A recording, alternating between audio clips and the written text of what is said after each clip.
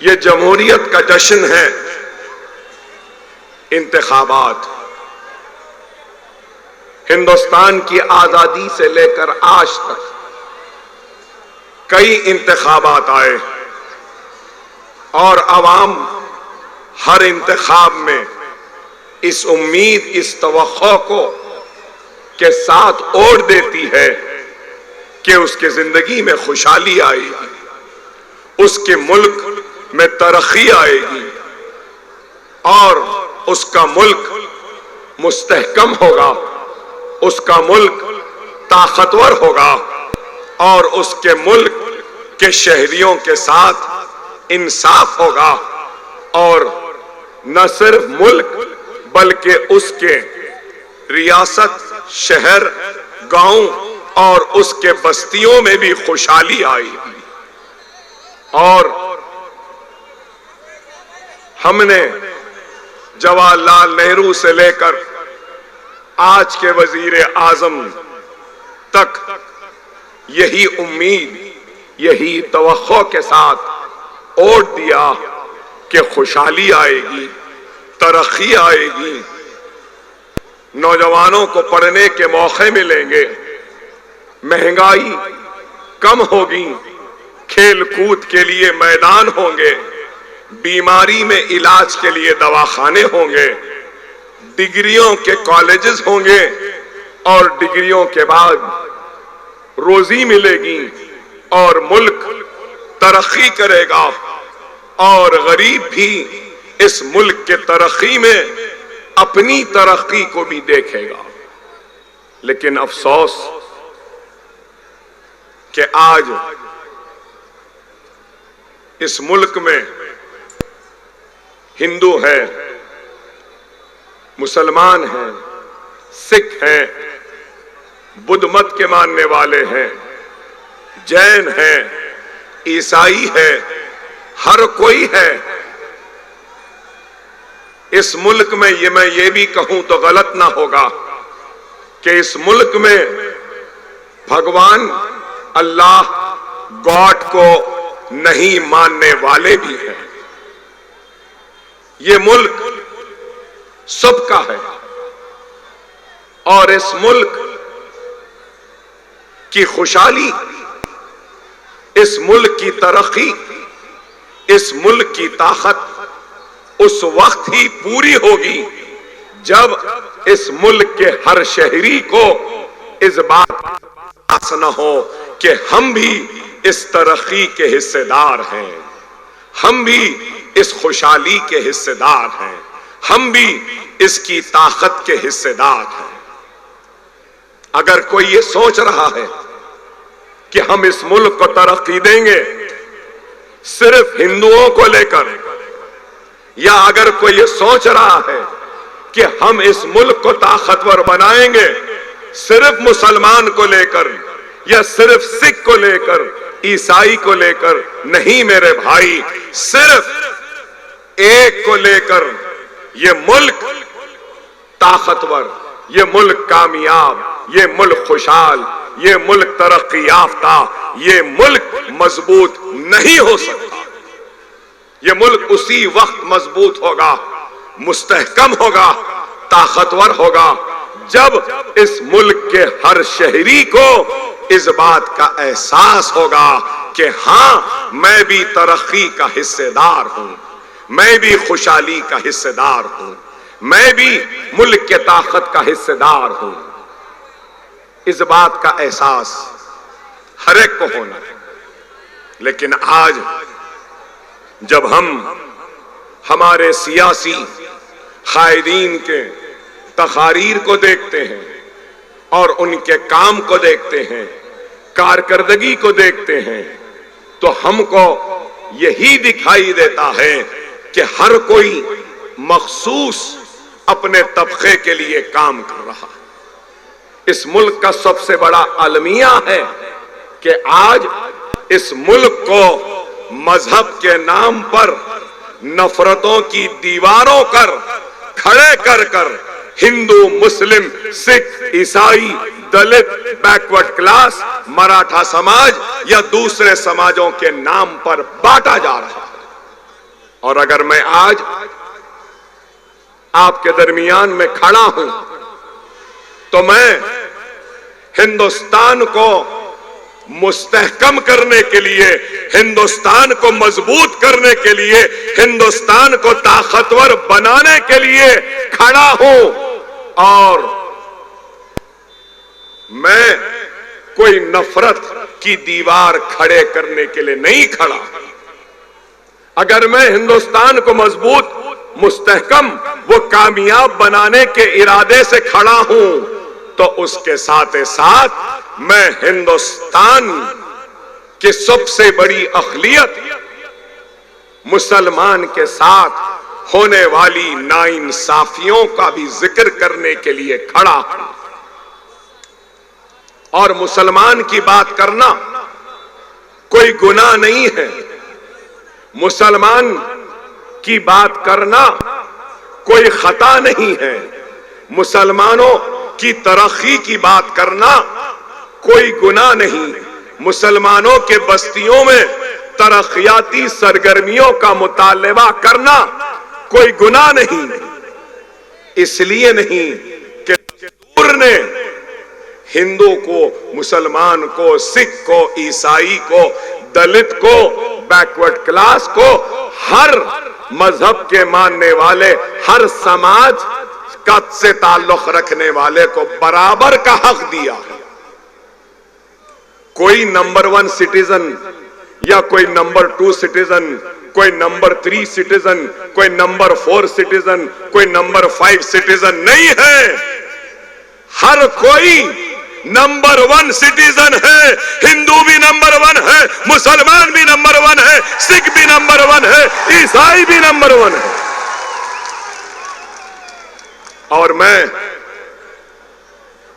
ये बात किसी से डरे बगैर, किसी से घबराए बगैर कह रहा हूं कि क्या इस बात से कोई इनकार कर सकता है कि हिंदुस्तान में सबसे पिछड़ा हुआ, सबसे पीछे, सबसे आखिर जिंदगी के हर शोबे में अगर कोई है तो वो मुसलमान है।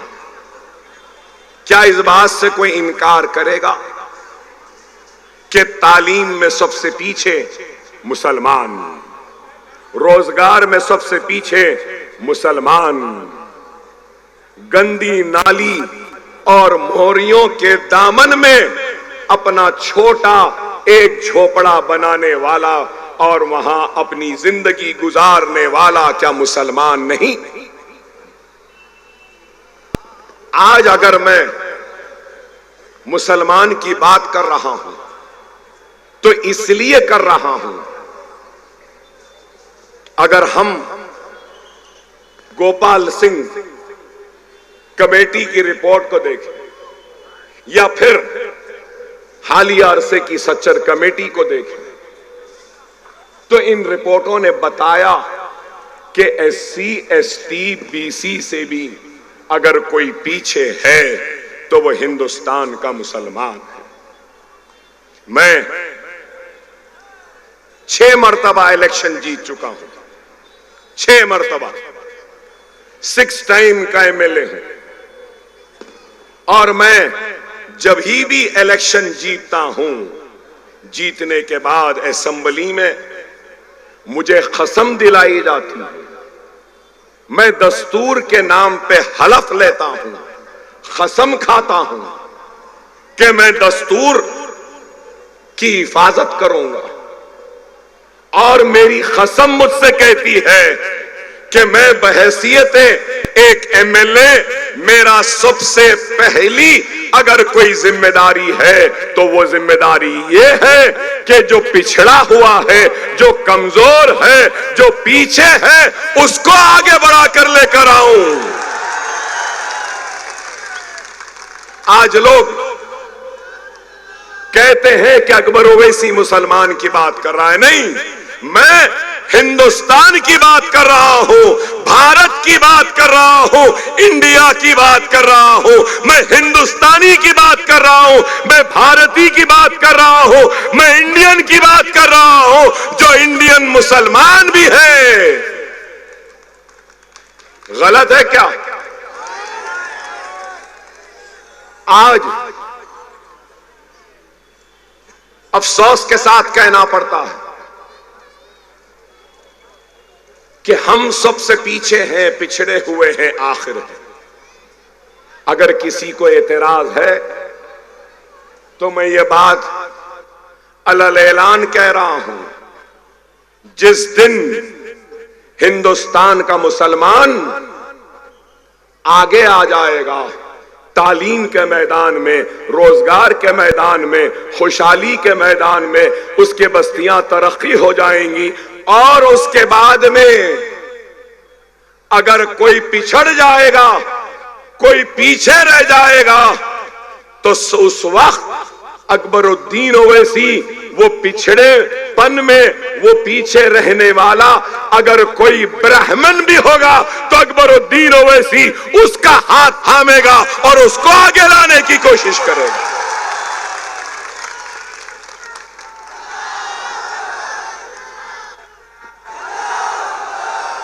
मैं मुसलमान हूं, मैं मुसलमान हूं, मैं मुसलमान हूं और ला इलाहा इल्लल्लाह मोहम्मद रसूलुल्लाह कलमा पढ़ता हूं। मैं मोहम्मद मुस्तफा सल्लल्लाहु अलैहि वसल्लम का उम्मती हूं और मुसलमान होने पर मुझे फख्र है, मुसलमान होने पर मुझे फख्र है, तो हिंदुस्तानी होने पर मुझे नाज है।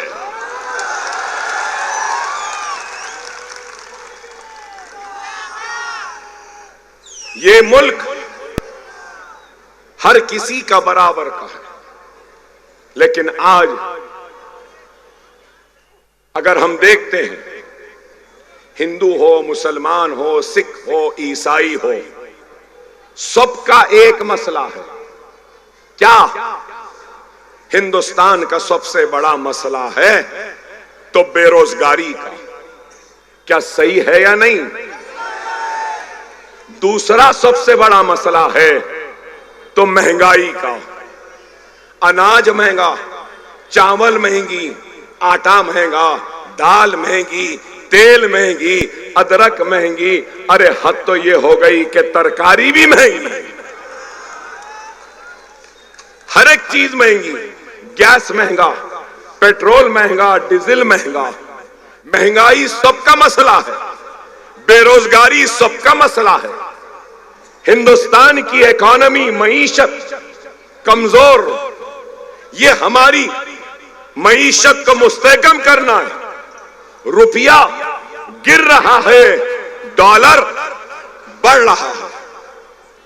आपको याद होगा, यहां मीडिया के भाई हैं, इनको भी याद होगा, 10 साल पहले नरेंद्र मोदी ने एक मजाक किया था, तंज किया था और कहा था, मिस्टर मनमोहन सिंह, आपकी उम्र के बराबर डॉलर हो रहा है।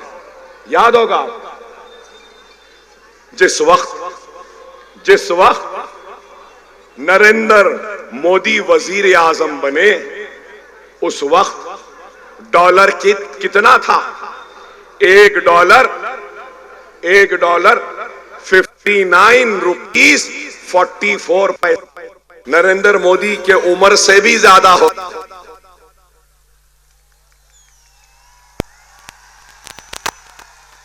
मिस्टर मोदी कहते हैं कि हां हम काम कर रहे हैं, मोदी सरकार। अरे मैं पूछना चाहता हूं और एक बात, 10 साल में 16 लाख, 10 साल में 16 लाख बड़े बड़े पैसे वाले हिंदुस्तानियों ने अपनी हिंदुस्तानी की शहरियत को छोड़ दिया और दूसरे मुमालिक की शहरियत को ले लिया। यही वजीर आजम ने कहा, ना खाऊंगा ना खाने दूंगा। बोले ना, एक तरफ 1,12,000 किसान मर रहा है, खुदकशी कर रहा है, कर्ज में डूबा हुआ है और उसकी फसल तबाह होती है, हिंदुस्तान के वजीर आजम के पास इस खुदकशी करने वाले किसान को पैसा देने के लिए पैसा नहीं है, लेकिन 28 सुनो 28 बड़े बड़े बिजनेसमैन मेहुल चौकसी, विजय माल्या और कई ऐसे बड़े बड़े बिजनेसमैन बैंक से पैसा उठाए और मुल्क से बाहर भाग गए।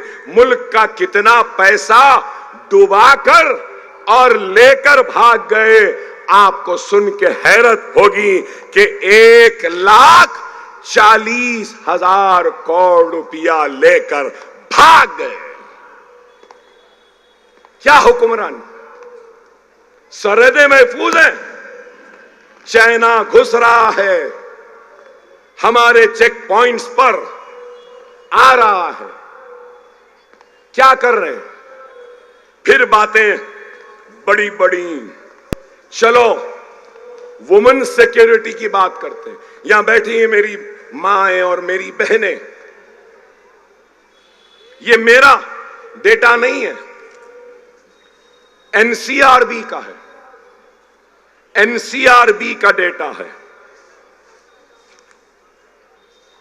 वुमेन इन सिक्योरिटी, हर साल हिंदुस्तान में 30,000 औरतों का रेप होता है। 30,000 हर रोज 82 रेप, और ये रेप रिपोर्टेड हैं। अनरिपोर्टेड कितने रेप्स होते हैं नहीं मालूम। अगर देख लिया जाए तो हर 15 मिनट में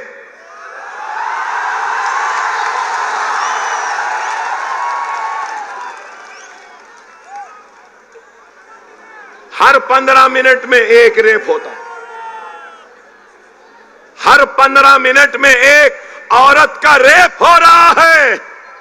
और फिर नरेंद्र मोदी, ये बीजेपी और ये लोग कहते हैं कि हमारा मुल्क अच्छा है। हर 15 मिनट में एक रिपोर्टेड रेप। 1,12,000 किसानों ने 10 साल में खुदकशी कर ली, और सिर्फ महाराष्ट्र में 10 साल में 20,000 किसानों ने खुदकशी की। क्या यह तरक्की है? क्या यह खुशहाली है? क्या यह देश की मजबूती है? लेकिन एक तरफ यह है तो दूसरी तरफ क्या है? दूसरी तरफ 10 साल में आते ही सबसे पहले क्या? लव जिहाद, घर वापसी, रामजादे हरामजादे, मॉब लिंचिंग, टोपी पहनी मार दिया, दाढ़ी है मार दिया, फिर तलाक़े सलासा, फिर जेएसआर के नारे लगाओ, जो नहीं लगाया उसको पीटा गया, मारा गया। मुसलमानों के मजहबी मुकामात को निशाना बनाया गया। कभी मसाजिद पे हमले, कभी दरगाहों पे हमले। आप बताइए कि कभी किताबों में से निसाब को मिटाया गया, तो कभी बुलडोजर के जरिए गरीबों के घरों को गिराया गया। ये इंसाफ है? न सिर्फ ये, बल्कि पुलिस की कस्टडी में जो लोग हैं जिनकी हिफाजत करना पुलिस की जिम्मेदारी है, जो जुडिशियल कस्टडी में है, पुलिस के निगरानी में है, वो दवाखाने को जाते हैं तो उनको गोलियां मार दी जाती है। क्या ये इंसाफ है? क्या ये कामयाब हुक्मरानी है? मैं पूछना चाहता हूं,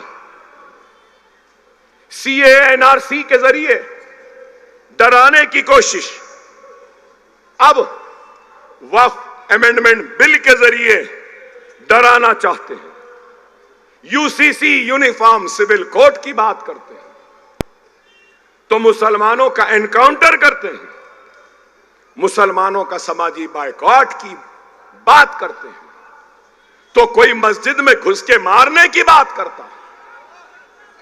आप बताओ, क्या हिंदुस्तान का मसला वो किसानों की खुदकशी, क्या लव जिहाद, घर वापसी से कम हो जाएगी? मैं पूछना चाहता हूं, क्या वो महाराष्ट्र का किसान जो खुदकशी कर रहा है, रामजादे या हरामजादे बोलने से क्या अपनी खुदकशी रोक देगा? मेरा जवाब दो। वो जालिम जो हमारी मां और बहनों का रेप कर रहे हैं, क्या जेएसआर के नारे लगाने से रेप कम हो जाएंगे? बीफ बीफ बीफ कह के मारते हो, पीटते हो, लोचते हो। मैं उनसे पूछना चाहता हूं, खराब दिखेगा, गौ रक्षक है ना गौ रक्षक, जो गौ माता की रक्षा करते हैं, करना चाहिए। हिंदू मजहब में गौ को माता कहा जाता है और उसका कोई रक्षक है तो अच्छा है, गलत बात नहीं है, मगर उन गौ माता के रखवालों से, गौ रक्षकों से मेरा सवाल है। दुनिया के चौथे नंबर पर जो बीफ एक्सपोर्ट करता है, उस मुल्क का नाम इंडिया है, भारत है, हिंदुस्तान है। भाई सालाना 25,000 करोड़ का बीफ इंडिया से एक्सपोर्ट होता है। गौ रक्षकों, गौ माता के रखवालों, मेरा तुमसे सवाल है, बीफ एक्सपोर्टर से इलेक्टोरल बॉन्ड, मतलब बीजेपी, मोदी, योगी, अमित शाह ने इलेक्टोरल बॉन्ड में बीफ एक्सपोर्टर से करीब 500 करोड़ का चंदा लिया। गौ रक्षकों, मेरे प्यारे गौ रक्षकों, मेरे बहादुर गौ रक्षकों, बीफ है कह के मारे, बीफ है कह के तुम टोपी को गिरा दिए, बीफ है कह के दाढ़ी काटे, बीफ है कह के झाड़ को बांधकर पीट दिए। अब मैं आपसे पूछना चाहता हूं, बीफ एक्सपोर्टर से बीजेपी, मोदी, योगी, शाह, ये जो पैसे लिए, अब इनके साथ आप क्या करने वाले हैं? कुछ करने वाले हैं या नहीं? सिर्फ गौ माता के नाम पे सिर्फ हमको मारेंगे, हमको पीटेंगे। अरे आपकी जिम्मेदारी है कि ये एक्सपोर्ट को रोकें, आपकी जिम्मेदारी है कि इन एक्सपोर्टर से चंदा लेने वालों के खिलाफ आप उठ जाएं।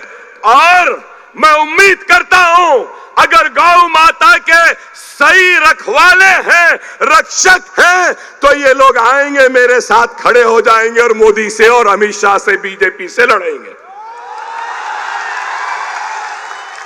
लड़िए। क्या मेरी बात गलत है? अरे यही है मेरे भाई। अब हम ये बात करते हैं तो हम भड़काऊ भाईजान हो जाते हैं। देश की खुशहाली की बात करना भड़काऊ है? देश की तरक्की की बात करना क्या भड़काऊ है? देश के किसानों की बात करना क्या भड़काऊ है? देश की मां और बहन के रेप की बात करना, उसको रोकने का मुतालबा करना क्या भड़काऊ है? देश में पानी नहीं है, पानी दो कहना क्या भड़काऊ है? देश में नौकरियां नहीं है, नौकरियां दो कह रहा हूं क्या भड़काऊ है? क्या महंगाई देश की कम करो कहना भड़काऊ है? अरे किसी में हिम्मत नहीं है बोलने की, डरते हैं कल के चाय वाले से लोग, मगर हम नहीं डरते। अरे अगर आज ये गरीब, ये अतीक सर अगर ख्वाब देख रहा है एमएलए बनने का, तो कोई गुनाह नहीं है, इसलिए कि हमारी जमहूरियत की ताकत है कि बंडी पे चाय बेचने वाला आज का वजीर आजम है। जब चाय बेचते बेचते विजारत उज़्मा के कुर्सी पर कोई जा सकता है, तो पढ़ाते पढ़ाते ये भी असेंबली में जा सकता है। ये हमारी जमहूरियत की ताकत है।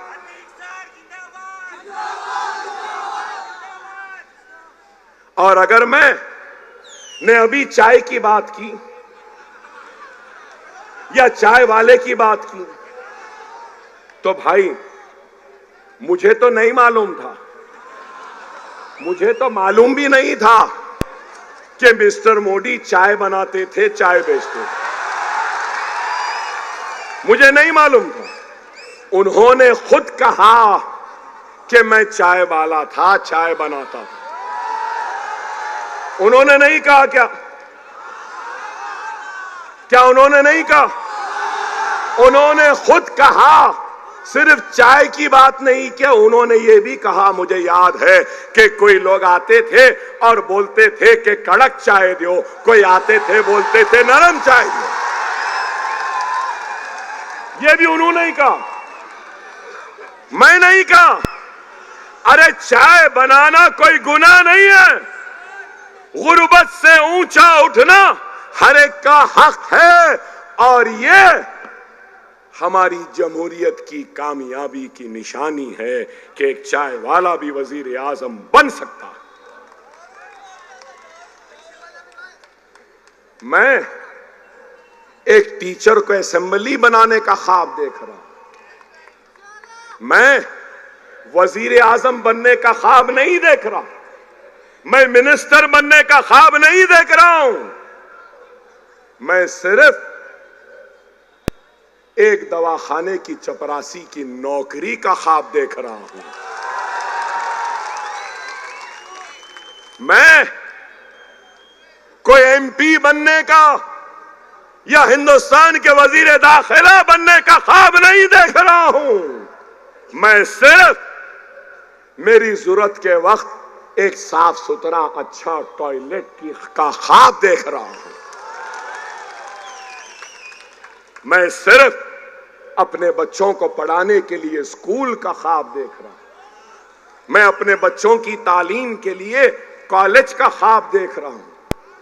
मैं ऐसे मैदान चाहता हूं जहां मेरे बच्चे खेले कूदे और अजहरुद्दीन बने, विराट कोहली बने, सानिया मिर्जा बने या सानिया नेहवाल बने।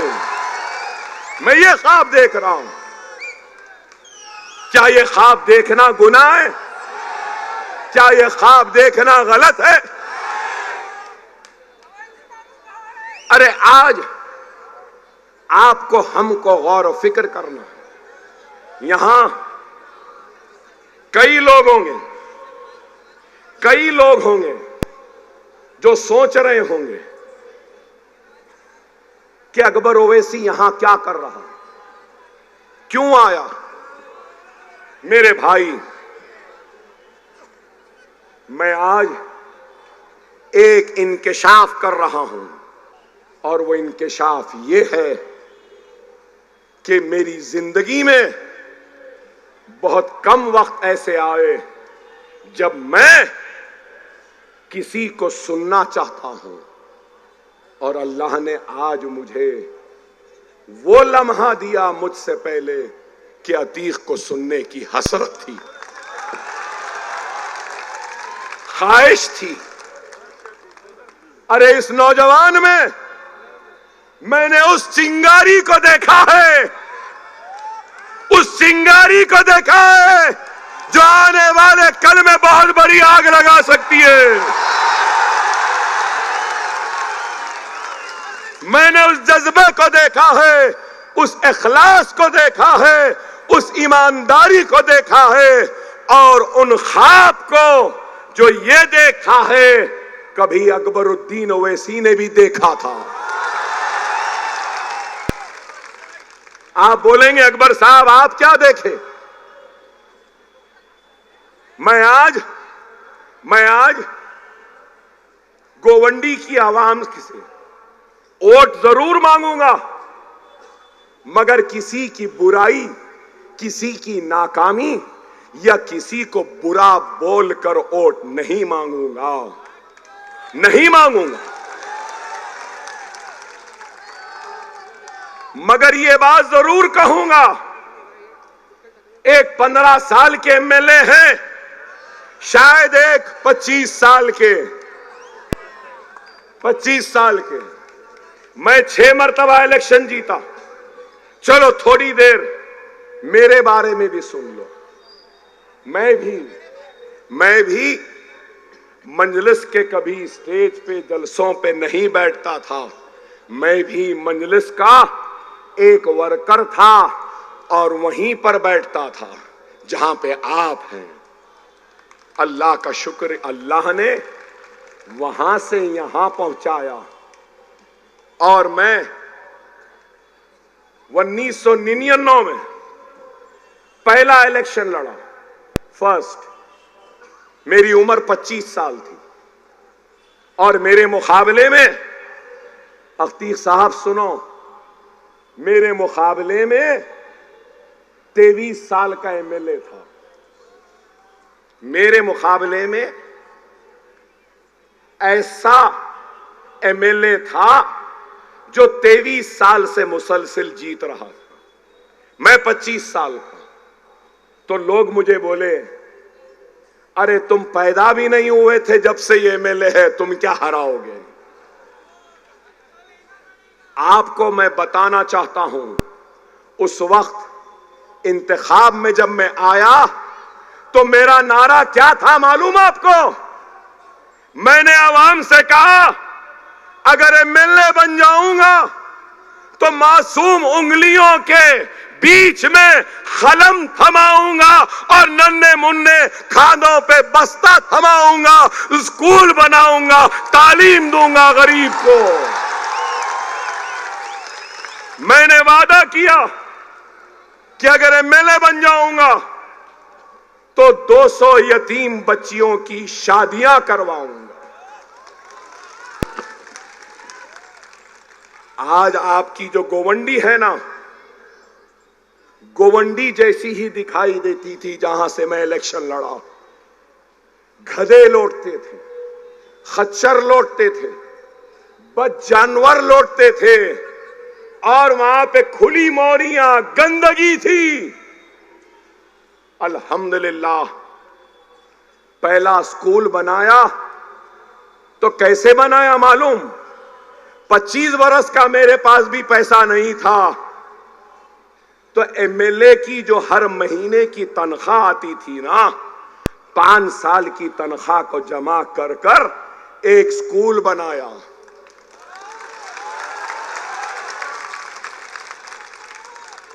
और स्कूल बनाने के बाद मसाजिदों से लोगों के घरों पे जाके दस्तक देता था, फ्री स्कूल है, फ्री स्कूल है, बच्चों को भेज दो, पढ़ा दो।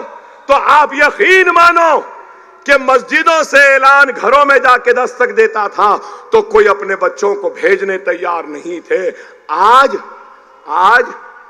1 नहीं, 2 नहीं, 3 नहीं, 4 नहीं, 5 नहीं, 6 नहीं, 7 नहीं, 8 नहीं, 9 नहीं, 10 स्कूल है मेरे अपने जो मैं खुद चलाता हूं, और इन स्कूलों में 25,000 बच्चे पढ़ रहे हैं। कितने? 25,000। अरे गौर करो मेरे भाई, अगर नीयतें होती हैं ना तो अल्लाह गैब से मदद करता। मुझे खुद भी नहीं मालूम था कि मैं इतने स्कूल बनाऊंगा, मगर आज 25,000 बच्चे।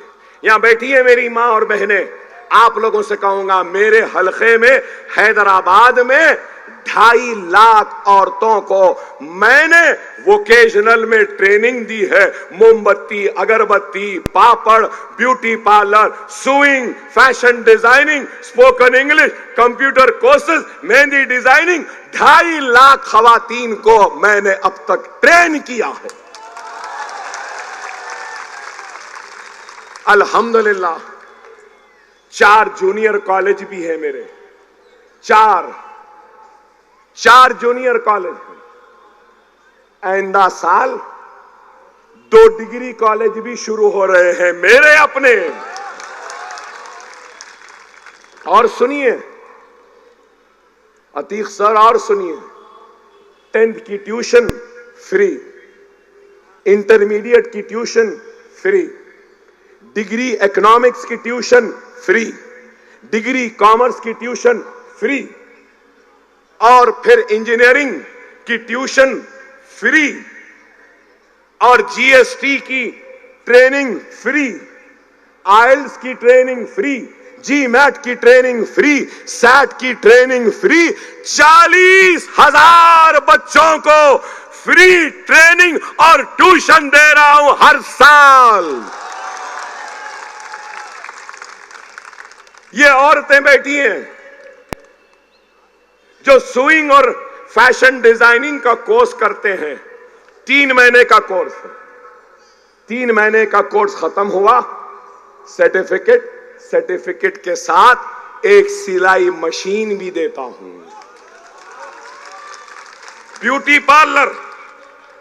ब्यूटी पार्लर का कोर्स करे तो ब्यूटी पार्लर का किट भी देता हूं।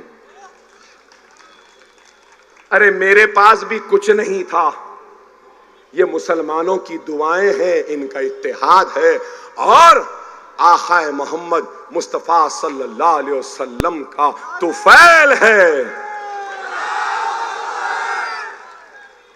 कि आज ये है। अरे अल्लाह ने इतनी दौलत दी,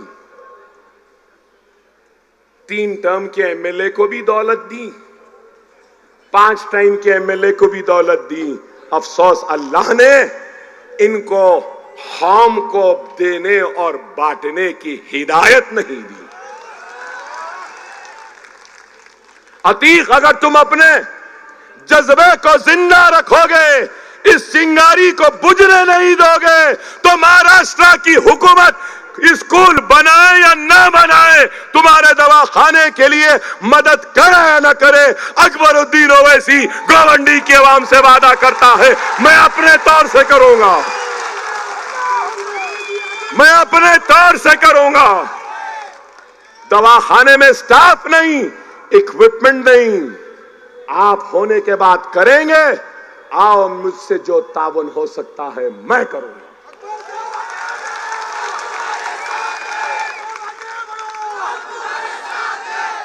दस स्कूल हैदराबाद में बने, इंशाअल्लाह अतीक जीत जाएगा तो अकबर ओवैसी का 11वां स्कूल गोवंडी में बनेगा। हम बनाएंगे।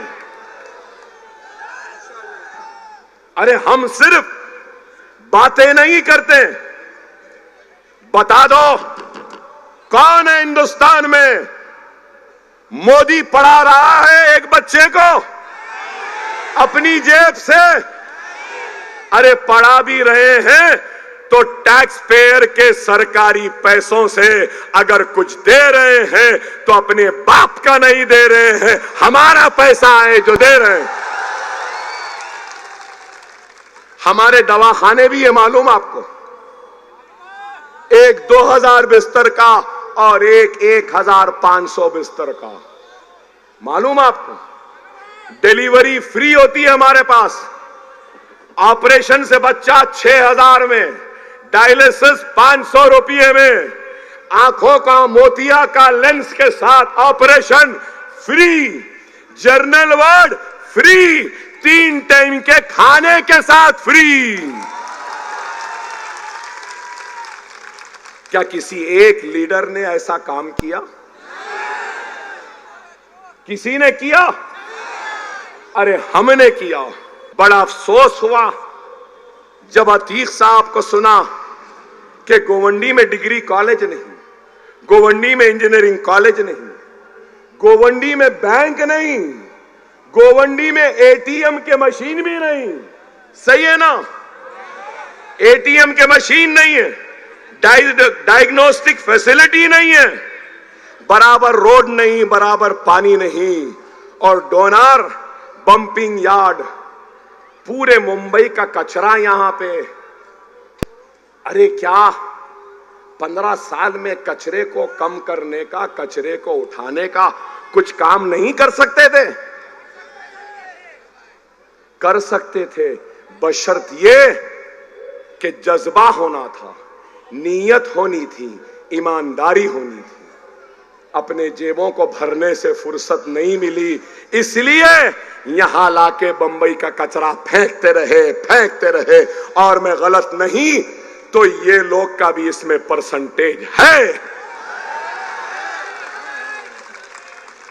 अरे ये कचरे का भी इस्तेमाल हो सकता है, एनर्जी बनाई जा सकती है। और आपको शायद नहीं मालूम, ये कचरे से किसानों की खाद भी बनती है, किसानों का मिनरल भी बनता है, इस्तेमाल कर सकते हैं। लेकिन नहीं, इनको सिर्फ अपने जेबों को भरने की जरूरत है। देखिए, मैंने इतना काम किया ना, मैं हर मर्तबा क्या सोचता हूं मालूम आपको? किस फिक्र में रहता हूं मालूम? कि इतना काम किया, अब 50 बरस का हूं, मैं बीमार हूं, मुझे 3 गोलियां मारी गई थी, 70 मर्तबा चाकुओं से मारा गया, कुड़ाड़ी से, तलवार से ये हाथ तो मेरा खुलता ही नहीं है, अंतड़ियां नहीं, गुर्दे खराब। मेरी एक ही फिक्र रहती है कि मैं जिंदगी में इतना तो कर दिया, मेरे मरने के बाद मेरे इस काम का क्या होगा? ये मेरी फिक्र है। मगर मैं गोवंडी वालों से कह रहा हूं, मैं किसी को बुरा नहीं कहूंगा। हर किसी ने कुछ किया होगा, कुछ अच्छा किया होगा, कुछ बुरा किया होगा, या नहीं किया होगा या किया होगा, मुझसे बेहतर आप जानते हैं। लेकिन एक 70 बरस की उम्र में है तो एक 70 बरस के करीब में है। अब आप बोलो, खबरस्तान खबर का रास्ता कब आ जाए नहीं मालूम। अच्छा कर लिए ना 70 बरस तक, अब इबादत करो, अल्लाह अल्लाह करो, तौबा तौबा करो, माफी मांगो, नौजवानों के हाथों में दे दो, नौजवान इस गोवंडी को आगे ले जाएगा।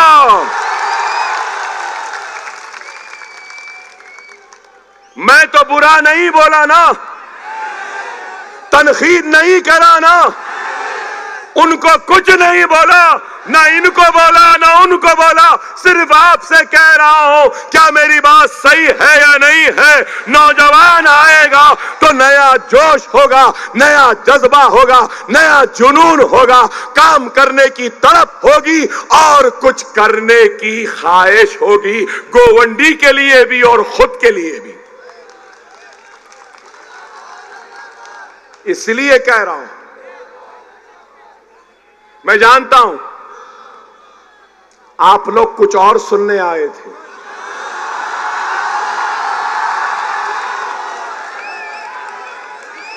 मगर उस कुछ और से ये अच्छी थी या नहीं बताओ?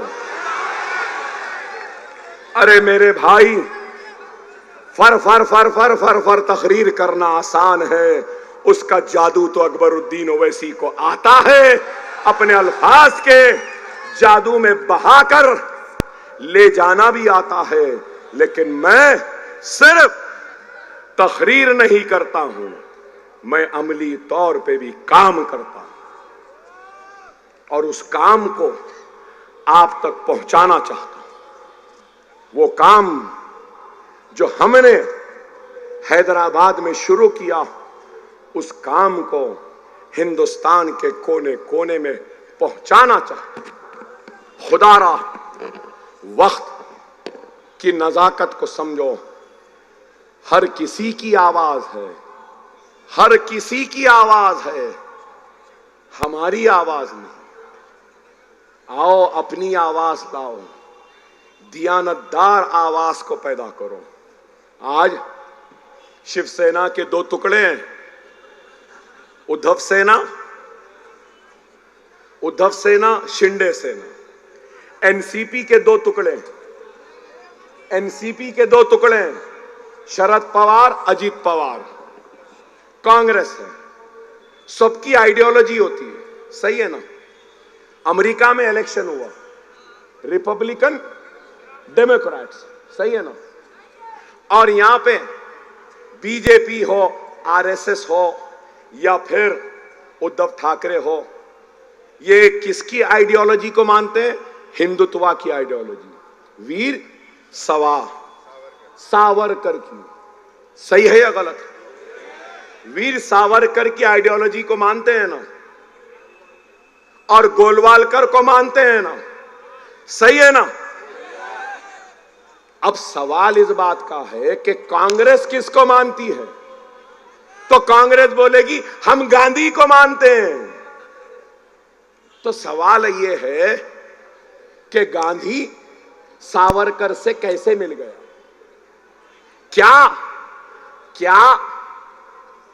क्या राहुल गांधी, सोनिया गांधी, प्रियंका गांधी वीर सावरकर की तारीफ कर सकते हैं? क्या राहुल गांधी, सोनिया गांधी बाल ठाकरे की तारीफ और खसीदा पढ़ सकते हैं? क्या उद्धव ठाकरे वीर सावरकर को छोड़कर गांधी को मान सकते हैं? अरे ये तो गोडसे को मानने वाले हैं। तो फिर ये लोग कैसे एक हो गए? आइडियोलॉजी कहां है? ना खाऊंगा ना खाने दूंगा। अजीत पवार हजारों करोड़ खा के हजम करके जेब में रख के निकल गए, आपसे मिल गए तो ये ईमानदार हो गए।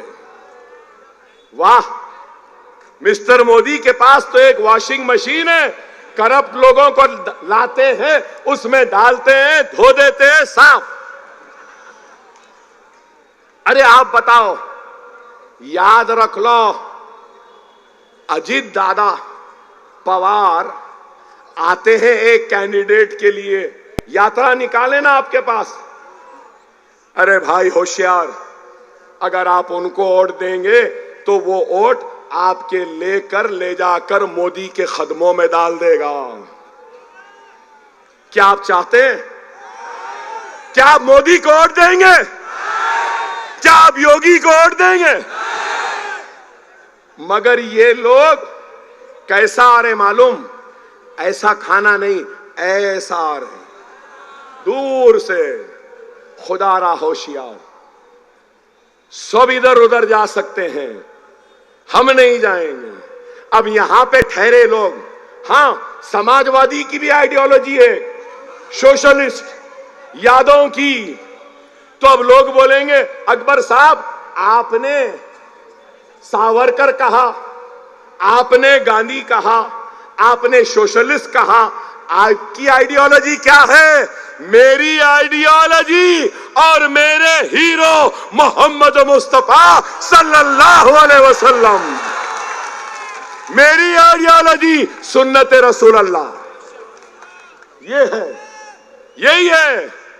खुदारा समझो, खुदारा समझो, मैं कह रहा हूं अभी 3 मिनट है, सुन लो, सुन लो, सुनने वालों सुन लो, मैं चेहरे पे दाढ़ी रखूंगा, मेरी बच्ची हिजाब करेगी, मैं मस्जिद में नमाज अदा करूंगा, फर्ज तो छोड़ो सुन्नतों और नफिलों को भी नहीं छोड़ूंगा।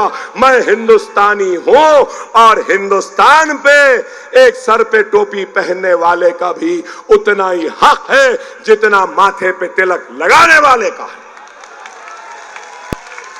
ये मुल्क मेरा भी था, मेरा भी है। ये मुल्क किसी के बाप की जागीर नहीं है। ये मुल्क हम सब का है। और याद रखो, डरने घबराने की जरूरत नहीं है। मुझे इतने गोलियां लगे, मरा क्या? जेल में कई मर्तबा रहा, क्या खत्म हुआ? अरे मौत हयात अल्लाह के हाथ है। और अभी मैंने सुना कि हमको खरीदने की कोशिश कर रहे हैं। खुदा की कसम, जो ला इलाहा इल्लल्लाह मोहम्मद रसूलुल्लाह कलमा पढ़ता है वो तो पहले ही फरोख्त हो चुका है अल्लाह के नाम पर। और दुनिया की कोई ताकत हमको खरीद नहीं सकती। हमको मुनज़्ज़म होना है, मुत्तहिद होना है।